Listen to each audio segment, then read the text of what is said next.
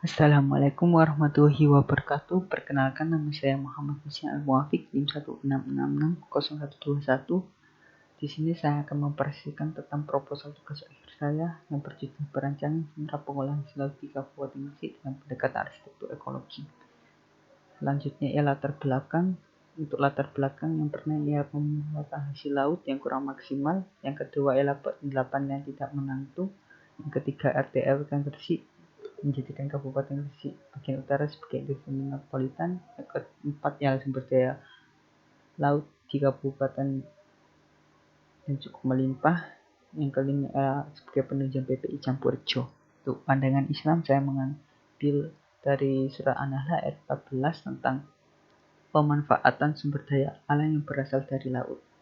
Untuk pendekatan sendiri, saya mengambil arsitekturologi, yaitu dapat dimaknai sebagai pembangunan yang berwawasan lingkungan untuk memecahkan permasalahan pencemaran di sekitar laut di bagian Gresik Utara. Untuk rumusan masalah, yang pertama ialah bagaimana rancangan tempat sentra pengolahan hasil laut di Kabupaten Gresik yang dapat memfasilitasi tempat pengolahan dan penyeluruhan potensi hasil laut. Yang kedua ialah bagaimana rancangan sentra pengolahan hasil laut di Kabupaten Gresik sesuai dengan pendekatan arsitektur ekologi. Untuk tujuan perancangan, yang pertama ialah menghasilkan rancangan sentra pengolahan hasil laut yang dapat mewadahi kegiatan pengolahan hasil laut sebagai upaya meningkatkan industri metropolitan. Yang kedua ialah menghasilkan rancangan sentra pengolahan hasil laut di Gresik Utara dengan menerapkan pendekatan arsitektur ekologi. Untuk manfaat perancangan, yang pertama untuk masyarakat sekitar terutama nelayan dan petani tambak. Selanjutnya ialah pemerintah sebagai acuan desain perancangan sentra pengolahan hasil laut. Yang ketiga, untuk akademisi untuk mengembangkan ilmu pengetahuan dalam bidang arsitektur. Untuk batasan perancangan, yang pertama lokasi di desa Campurjo untuk objek untuk memfasilitasi pengolahan dan pengembangan hasil laut. Untuk pengguna sendiri, untuk nelayan sekitar, pemerintah, dan masyarakat umum.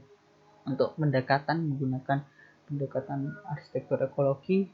Untuk fungsi dibagi menjadi 3, yaitu produksi, edukasi, dan pemasaran. Untuk keunikan rancangan, saya mengambil dari pendekatan itu sendiri, yaitu arsitektur ekologi untuk memberikan kontribusi terhadap alam maupun mengurangi pencemaran akibat pengolahan hasil laut itu sendiri. Selanjutnya ialah bab 2, titik pusaka. Untuk definisi perancangan, yaitu kata sentra, yaitu titik pusat di lokasi tertentu yang di dalamnya terdapat usaha serta kelembagaan yang di dalamnya mempunyai sumber daya manusia dan sumber daya alam yang cukup untuk menghasilkan produk yang sejenis. Misalnya ialah kata pengolahan, yaitu kegiatan yang mengubah suatu barang mentah menjadi barang jadi. Untuk selanjutnya kata hasil, yaitu suatu tindakan yang diciptakan dari suatu proses atau usaha yang kemudian menjadi barang atau sesuatu. Yang terakhir ialah laut, yaitu kumpulan air pasir yang luas yang di dalamnya mengandung sumber daya alam yang bisa dimanfaatkan. Untuk selanjutnya ialah pengertian pengolahan hasil laut, yaitu pemanfaatan sumber daya yang berasal dari laut yang dapat dimanfaatkan menjadi produk atau olahan yang dapat digunakan, dapat nilai guna suatu benda atau menciptakan benda baru sehingga lebih bermanfaat untuk kebutuhan manusia.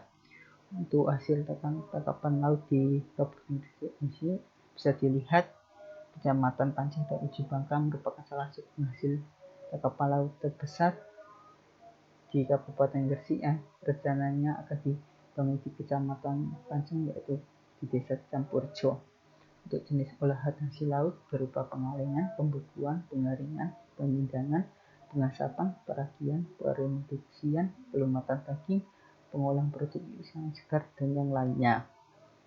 Untuk proses perjalanan pengolahan hasil laut, yang pertama produksi ikan yang berasal dari pengumpulan dari nelayan, untuk kemudian transportasi menuju penyimpanan dari laut ke darat, yang selanjutnya pengolahan dari awal sampai akhir, yang selanjutnya disimpan di gudang penyimpanan, yang selanjutnya bisa dijual di pasar luar negeri maupun dalam negeri. Untuk tinjauan arsitektural, saya membagi 3, yaitu fungsi produksi untuk pengolahan, edukasi untuk penyuluhan dan pengembangan, pemasaran untuk tempat menjual hasil produksi. Rancangan sentra pengolahan hasil laut ini sendiri berbeda dengan bangunan lainnya karena membutuhkan standar unit pengolahan ikan berobat di bidang pengolahan. Untuk tinjauan pengguna pada objek yang pertama untuk masyarakat sekitar, terutama nelayan, tambak, pengunjung, kalangan akademisi, dan pengelola. Untuk studi preseden, saya mengambil dari PT Kelaunan Mineral karena pengelolaan sudah berdiri sejak tahun 1994 dan melayani di berbagai negara. Yang bisa saya ambil dari studi presiden ini adalah fasilitas bangunan, tata masa, bentuk tampilan, spesifikasi bangunan, sistem konstruksi. Untuk tinjauan pendekatan saya untuk definisi arsitektur ekologi menurut saya ialah dimaknai sebagai pembangunan lingkungan binaan yang berwawasan lingkungan sebagai tempat kebutuhan hidup manusia dalam hubungan timbal balik dengan lingkungan alamnya yang mempertimbangkan keberadaan kelestarian alam di samping konsep arsitektur bangunan itu sendiri. Untuk prinsip bangunan ekologi menurut Heinz Beck memiliki beberapa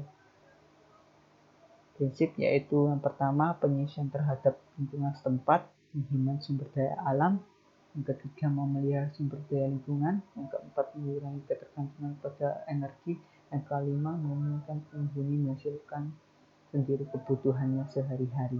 Untuk studi preseden sendiri saya mengambil dari perpustakaan UI yang penerapan arsitektur ekologi pada bangunan bisa dilihat pada gambar. Untuk selanjutnya ialah prinsip aplikasi pendekatan pada perancangan serta pengolahan hasil laut dari konsep dasar untuk fokus penerapan dan penerapan pada bangunan bisa dilihat dari gambar. Untuk aplikasi nilai pada rancangan Anahel bisa dilihat pada gambar juga untuk kutipan ayat dan tulisan ayat serta penerapan pada bangunan. Untuk prinsip terintegrasi dari beberapa prinsip objek, prinsip pendekatan, prinsip ayat yang menghasilkan prinsip terintegrasi.